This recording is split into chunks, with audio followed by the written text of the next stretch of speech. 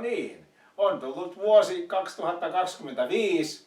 Köyhän miehen teatteri täyttää 25 vuotta. Oho. Yes. Ja sehän tarkoittaa sitä, että luvassa on Köyhän miehen teatterin 25-vuotis juhlakonsertti. Oho. Ja mitäs me siellä soitetaan? Tuttuja kappaleita vuosien varrelta ja jopa ensiesitys omasta kappaleesta. Niin, totta. Kantaesitys. Kyllä. Wow. Ja koska se on? Oli 4.7. eli ensi viikon tai ensi perjantaina. Kyllä.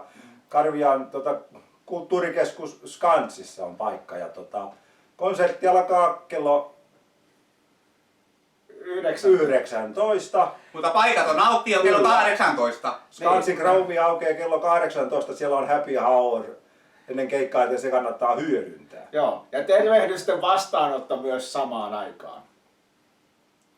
Ei mitään, tulkaa kuulolle. Joo, Niin. tervetuloa. Tervetuloa. Täyttäkää ne katsomot, että se olisi vaikka täynnä se Joo. katsomo. Ei mitään. Yes. Siellä nähdään. Joo. Jep, moi. Moi.